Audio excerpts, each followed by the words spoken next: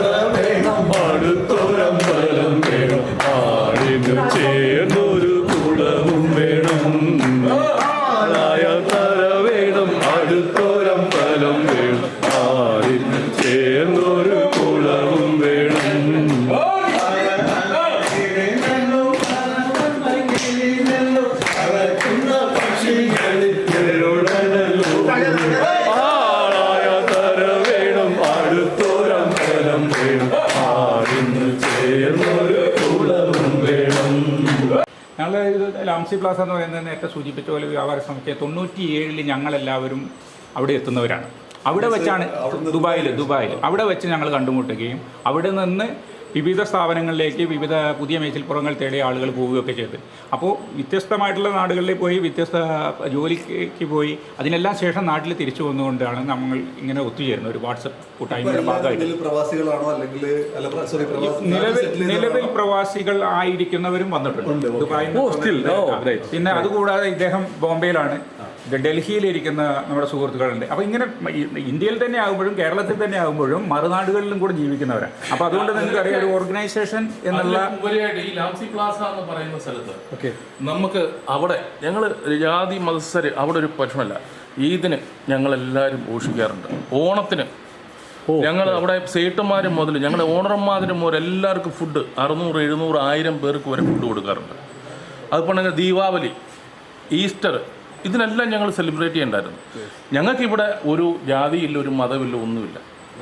Very good, അതാ വേണ്ടത്. Super super super super. ഇനി ഞങ്ങളിപ്പം ചെറിയ രീതിയിൽ നിന്ന് വരുവാണ്. ഞങ്ങൾ മുന്നോട്ട് തുടങ്ങിയതുള്ളൂ.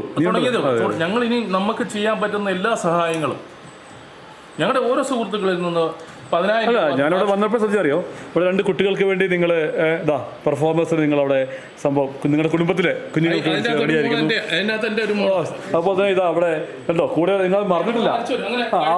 അവരെയും നിങ്ങളുടെ ഇന്ന് എനിക്ക് ഈ അമ്മ ഇന്നലെ മരിച്ച അല്ലേ? ഞാൻ മനസ്സിലാക്കി ഇന്നലെ അറിഞ്ഞു.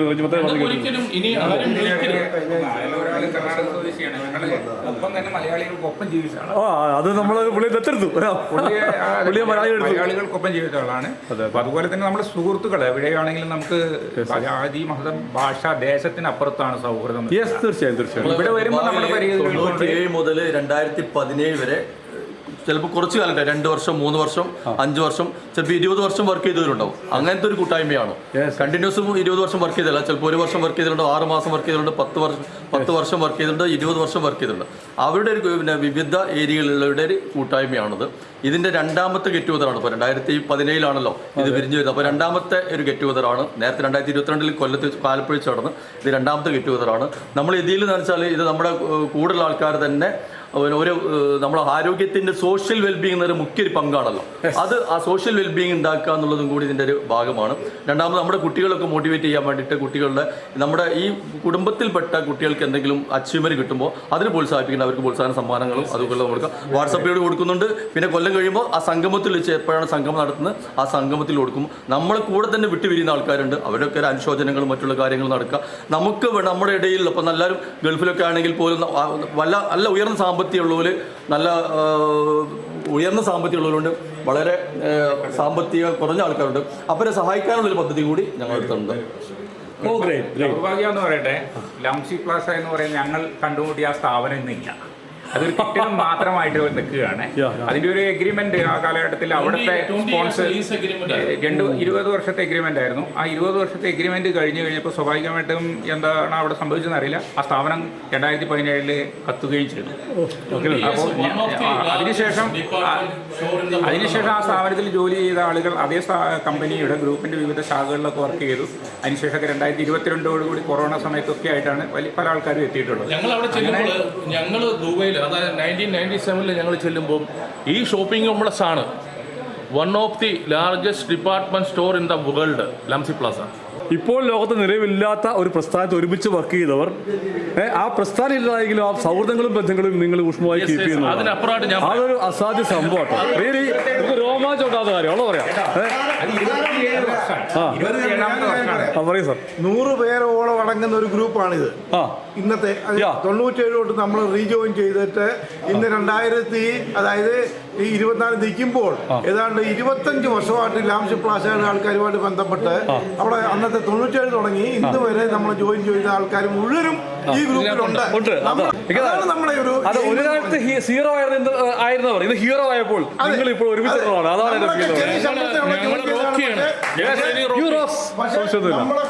ഇപ്പം 2 ലക്ഷം 3 ലക്ഷം ശമ്പളം മേടിക്കുന്ന ആൾക്കാർ മാസം. അന്നൊക്കെ വെറും 5000 ശമ്പളമല്ല നമുക്ക് മണി കാൺസ് മേക്ക് എ മാൻ. ഇങ്ങനത്തെ ഈ മനുഷ്യൻ ഞങ്ങൾ പൊളിറ്റിക്സിൽ ഞങ്ങൾക്ക് പല വ്യത്യാസങ്ങളും കാര്യങ്ങളൊക്കെ ഉണ്ടായിരിക്കും. പക്ഷേ ഞാൻ വിളിച്ചു പറയും സാധിക്കില്ല, നമുക്ക് ഇന്ന ആൾക്ക് ക്യാൻസറാണ്, നമുക്ക് എന്ത് ചെയ്യാൻ പറ്റും, ഭാഷ അത് ഇന്നടുത്ത് പോകും. അപ്പം ഇങ്ങനെ ഞാൻ ഇപ്പോഴും ഞങ്ങളുടെ ഇതിനകത്ത് ഈ ഗ്രൂപ്പിനകത്ത് ഞാൻ പ്രൗഡ് ചെയ്യാണ് ഇങ്ങനെ വെച്ചിട്ട്. യെസ്. 1000 പാദസരങ്ങൾ കേളുന്നി ആലുവാപ്പുഴ പിന്നെയുമൊഴുകി ആരും കാണാതെ ഓളവും തീരവും ആലിംഗനങ്ങളിൽ മുഴുകി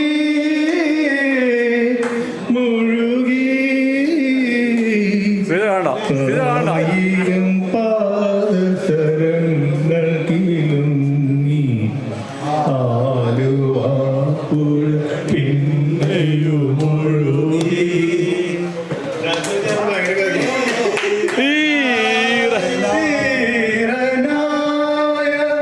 നദിയുടെ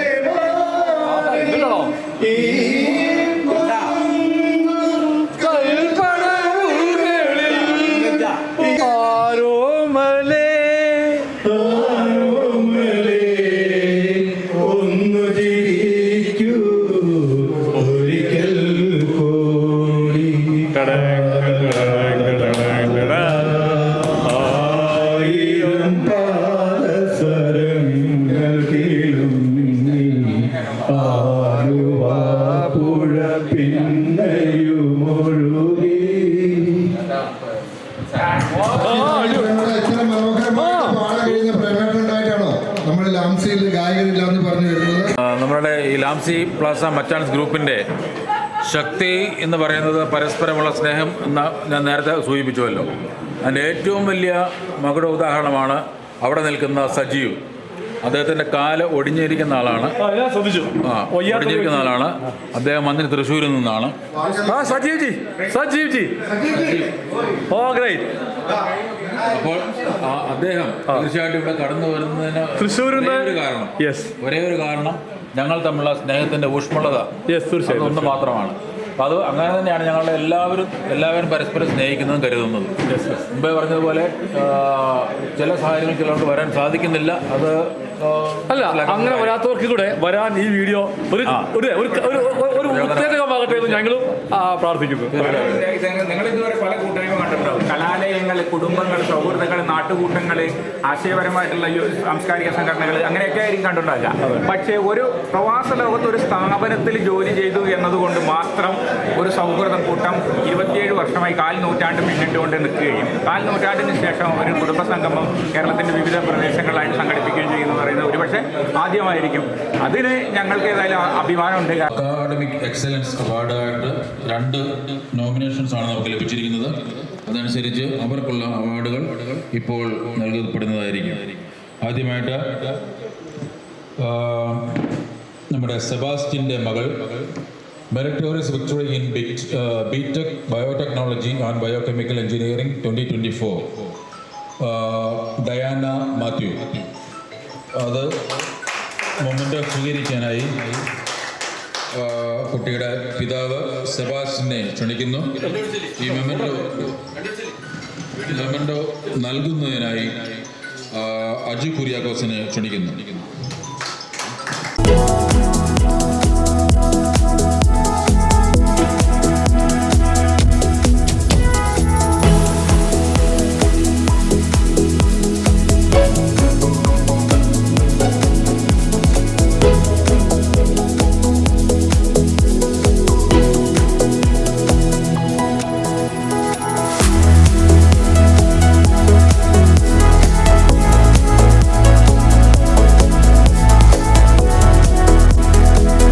ഇതെല്ലാം ദൈവത്തിൻ്റെ അനുഗ്രഹമാണ്. എനിക്ക് പ്രത്യേകിച്ചൊന്നും പറയാനില്ല. നമ്മുടെ മക്കള് നമുക്ക് എത്താൻ പറ്റാത്തടത്ത് നമ്മുടെ മക്കളെത്തണം. അങ്ങനെ എനിക്ക് കൂടുതലൊന്നും പറയുന്നില്ല. എൻ്റെ മക്കളെല്ലാം പഠിക്കുന്നുണ്ട്, ഞങ്ങൾ പ്രാർത്ഥിക്കുന്നുണ്ട്. നമ്മുടെ എല്ലാ മക്കളും എല്ലാ അച്ചീവ്മെൻറ്റിലും വന്നു കഴിയുമ്പോൾ നമ്മുടെ എല്ലാ വിഷമങ്ങളും ദുഃഖങ്ങളും മാറും. നന്ദി. റജി മത്തായി, അദ്ദേഹത്തിൻ്റെ മകൻ ആദിത് റജി മാണി, അദ്ദേഹം meritorious victory in SSLC examination 2024 സ്വീകരിക്കുന്നതിനായി റജിയെ ക്ഷണിക്കുന്നു. അതോടൊപ്പം ഈ മൊമെൻ്റോ നൽകുന്നതിനായി ബിജു ശ്രീധരനെ ക്ഷണിക്കുന്നു.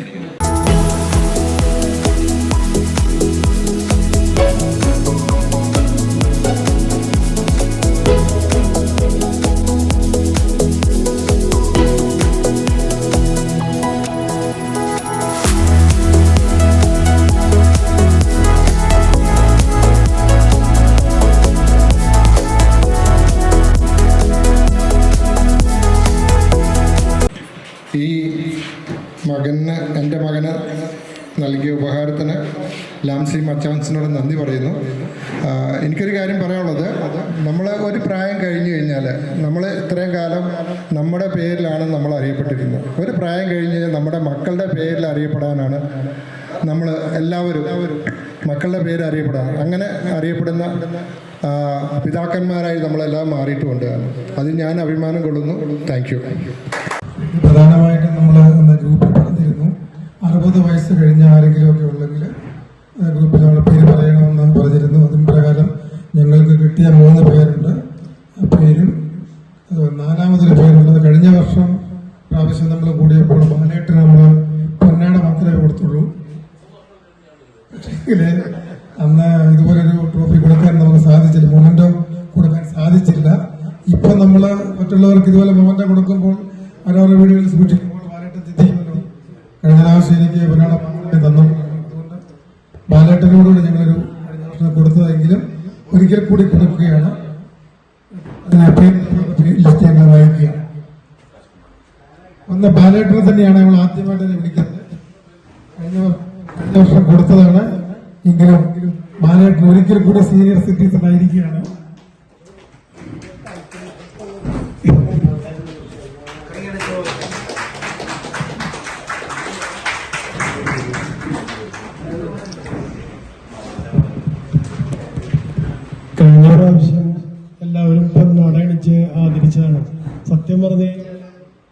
അന്ന് ഞാൻ വരീസിന്റെ അടുത്ത് എന്തോ പ്രസംഗിച്ചിട്ട് പറഞ്ഞു, ഈ 40 വയസ്സായ ആൾക്കാർക്ക് എന്തിനാണ് ഈ 60 വയസ്സിന്റെ പൊന്നാടയും ഒക്കെ കൊടുക്കുന്നത്. ഇന്നും ആരോ പറഞ്ഞ പോലെ തന്നെ വയസ്സ് വെറും നമ്പർ മാത്രമാണ്. അതുകൊണ്ട് എല്ലാവരും എന്റെ പിന്നാലെ വരുന്നത് ആരായാലും ഇതൊരു സ്പിരിറ്റിലെടുത്ത് അംഗീകാരമായിട്ട് മാത്രം എടുക്കുക. വയസ്സ് എന്നും ഒരു നമ്പർ മാത്രമായിരിക്കും. Thank you. പൗലോ സച്ചായനാണ്. അത് കൊടുക്കാനായിട്ട് ബിജു ശ്രീധരനെ ഞാൻ ക്ഷണിക്കുകയാണ്. 5000 രൂപ ക്യാഷ് അവാർഡ് കൊടുക്കാനായിട്ട് അദ്ദേഹം ആഗ്രഹം പ്രകടിപ്പിച്ചിട്ടുണ്ട്. അപ്പോൾ അതിൻ്റെ കാര്യങ്ങൾ സംസാരിക്കാനായിട്ട് സുഭാഷിനെ പ്രത്യേകം ക്ഷണിക്കുന്നു.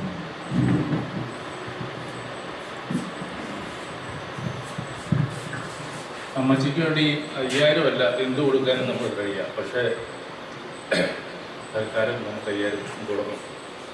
5000 എന്ന് വിചാരിച്ച് പിന്നെ എന്ത് ചെയ്യേണ്ടത്? നമുക്ക് ചെയ്യാൻ പറ്റുന്നതൊക്കെ, എന്നെ കൊണ്ട് ചെയ്യാൻ പറ്റുന്നതൊക്കെ നമ്മൾ ചെയ്യും. അമ്മച്ചിയുടെ വലിയ ആഗ്രഹമായിരുന്നു മക്കൾ പഠിച്ച് വലുതാകണം. എന്നെ മുൻനിർത്താൻ പറ്റില്ല. മക്കൾക്ക്, എൻ്റെ മക്കളൊക്കെ എത്തുന്നത് എന്നേക്കും ഒരു പരിധിക്കപ്പുറത്ത് നമുക്ക് ചെല്ലാൻ പറ്റില്ല. എങ്കിലും എത്തി. അത് വെച്ചിട്ട് ആ നന്ദി പ്രകാശനം വെച്ചിട്ട് എൻ്റെ അമ്മയ്ക്ക് വേണ്ടി 5000 ഞാൻ തുടങ്ങുക. ഓക്കെ. Thank you Sebastian. തീർച്ചയായിട്ടും വളരെയധികം മഹത്വകരമായൊരു കാര്യമായി ഞങ്ങളത് ഏറ്റെടുക്കുന്നു. ഇങ്ങനെയുള്ള പ്രത്യേക കാര്യങ്ങൾ ചെയ്യാനായിട്ട് നമുക്ക് എവർക്കും സാധ്യമായി തീരട്ടെ. അത് മറ്റുള്ളവർക്ക്, അനേകർക്ക് അത് ഉപകാരപരമായി തീരട്ടെ എന്നും പ്രത്യേകം പ്രാർത്ഥിക്കുകയും ആശംസിക്കുകയും ചെയ്യുന്നു. വീണ്ടും നമ്മുടെ ഗാന സംഗമത്തിലേക്ക് കടക്കുകയാണ്.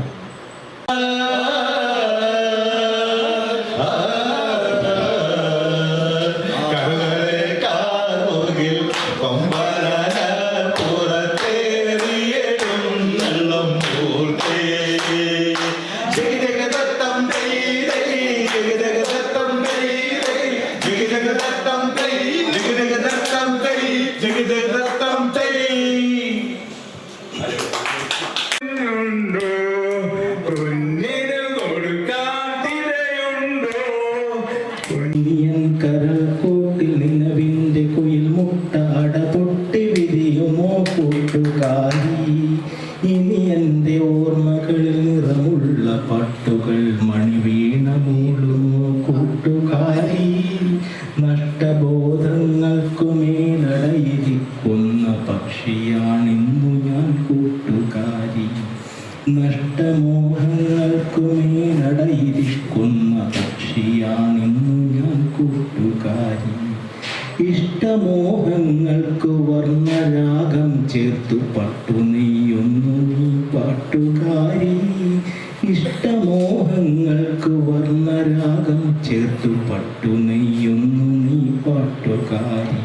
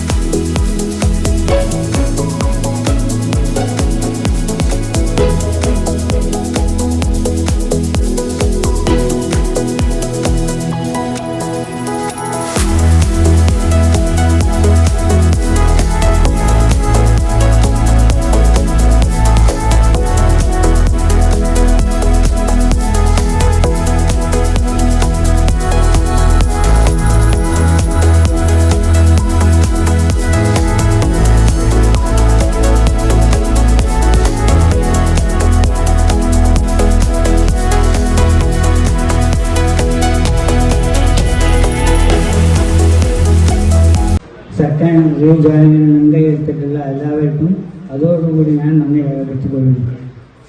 പിന്നെ കഴിഞ്ഞ പ്രാവശ്യം ഉണ്ടായിരുന്ന നമ്മളെ ബിജേട്ടൻ നമ്മളെ വിട്ടുപോയതിൽ അതൊരു ദുഃഖം രേഖപ്പെടുത്തിക്കൊള്ളുന്നു. പിന്നെ എനിക്ക് 3 കുട്ടികളാണ് ഉള്ളത്. മൂത്തത് 2 പെൺകുട്ടികൾ. ആ കുട്ടികൾ രണ്ടാളും കല്യാണം കഴിഞ്ഞ് അവർക്ക് 2 പെൺകുട്ടികളാണ് ഉള്ളത്. മൂന്നാമത്തത് എൻ്റെ മോനാണ്, 19 വയസ്സ്. അവൻ TVSന്റെ ഷോറൂമിൽ ജോലി ചെയ്യുന്നു.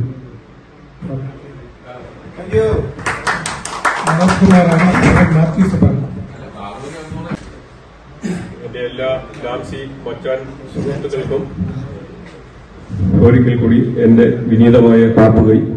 ഇതിനകത്ത് ഇപ്പം ആ ചേട്ടനെ എനിക്ക് ചെറുതായിട്ട് ഒരു മുഖപരിചയമുണ്ട്. അദ്ദേഹം എനിക്ക് ഇന്ന് പേരെന്ന് പറഞ്ഞു കഴിഞ്ഞാൽ വലിയ ഉപകാരമായിരിക്കും.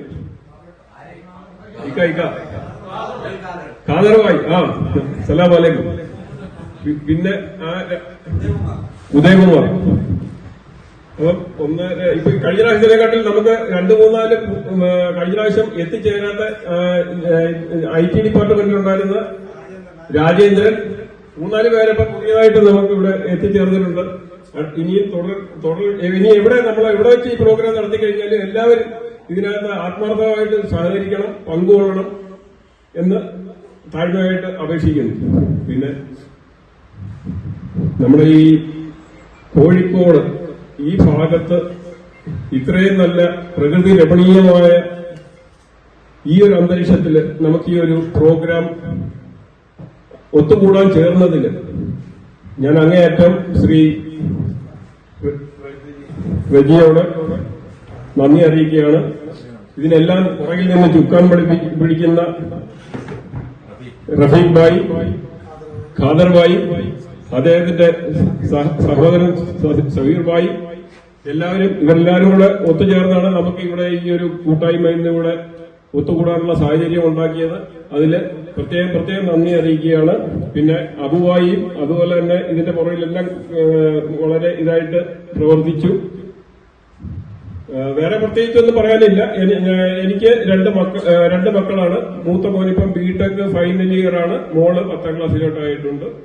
സുഖമായിട്ട് പോകുന്നു. ഇനി ഒരു 4 വർഷം കൂടെ സർവീസ് ഉണ്ട്. അത് കഴിഞ്ഞാൽ എനിക്കൂടെ അവരുടെ കൂട്ടത്തിൽ പോയി വീട്ടിൽ പോയി കുത്തിയിരിക്കാം. ഇത്രയേ ഉള്ളൂ. അതിനുശേഷം ഞാൻ മാത്യൂസ് എബ്രഹാം. 97 തൊട്ട് ലാംസിയിലുണ്ടായിരുന്നു 99 വരെ. ജീവിതത്തിൽ ആദ്യമായിട്ടുള്ളൊരു ജോലിയാണ് എനിക്ക് ലാംസി കിട്ടിയത്. വെറുതെ പറഞ്ഞിട്ടുണ്ടെങ്കിൽ ജീവിതത്തിൽ ആദ്യമായിട്ടുള്ള ജോലി. ഞാൻ കേരളത്തിൽ നിന്ന് ഡയറക്റ്റായിട്ട് ബോംബെ വന്ന്, ബോംബെയിൽ നിന്ന് പാകിസ്ഥാൻ ഇന്റർനാഷണൽ എയർലൈൻസിൽ എല്ലാവരും കൂടെ നമ്മൾ പോയി 99 വരെ. അവിടെ നിന്ന് പിന്നെ അപ്പാരൽ ഗ്രൂപ്പിലോട്ട് മാറി 2016 അപ്പാരൽ ഗ്രൂപ്പിൽ നിന്ന് ഇറങ്ങി. അപ്പം ദുബായിൽ നിന്ന് കുവൈറ്റിൽ നിന്ന് പിന്നെ മസ്കറ്റിൽ പോയിട്ടാണ്, മസ്കറ്റിൽ നിന്നാണ് ഞാൻ റിസൈൻ ചെയ്യുന്നത് അപ്പാരൽ ഗ്രൂപ്പിൽ നിന്ന്. ഇപ്പൊ കഴിഞ്ഞ 8 വർഷമായിട്ട് മസ്കറ്റിലുണ്ടായിരുന്നു. ഇപ്പം ഞങ്ങളുടെ ഒരു കമ്പനി സൗദിയിൽ ഓപ്പറേഷൻ സ്റ്റാർട്ട് ചെയ്യാൻ വേണ്ടി പോകുന്നു. അപ്പൊ ആ ഒരു വിസ ചേഞ്ചിന് വേണ്ടിയിട്ടാണ് ഞാൻ ഇവിടെ വന്ന് നിൽക്കുന്നത്. ദൈവം സഹായിച്ചാൽ അടുത്ത ആഴ്ചയോടെ ഞാൻ തിരിച്ച് റിയാദിലോട്ട് പോവുകയാണ്. പിന്നെ എന്റെ ഫാമിലിയെ കുറിച്ച് പറഞ്ഞാൽ ഭാര്യ, 2 മക്കള്. മോള് ഡിഗ്രിക്ക് പഠിക്കുന്നു. മോൻ ഇപ്പം 12th കഴിഞ്ഞ് വീട്ടിൽ നിൽക്കുന്ന ഞങ്ങൾക്ക് ഒരു ചെറിയ സ്ഥാപനമുണ്ട്, ഗ്രേസ് ഓഡിറ്റോറിയം. വീട്ടില് ഫാദറും മദറും ഉണ്ട്. അപ്പം അവരെല്ലാവരും കൂടെ ആ സ്ഥാപനം നോക്കുന്നു, എന്നെയും നോക്കുന്നു. Okay, thank you. ഹലോ, എൻ്റെ പേര് രാജേന്ദ്രൻ. എൻ്റെ 2 മക്കള്. മൂത്ത ആള് 10ാം ക്ലാസ്സിൽ പഠിക്കുന്നു, ഇളയാള് 1ാം ക്ലാസ്. ഞാൻ കണ്ണൂര് കുത്തുപറമ്പ്.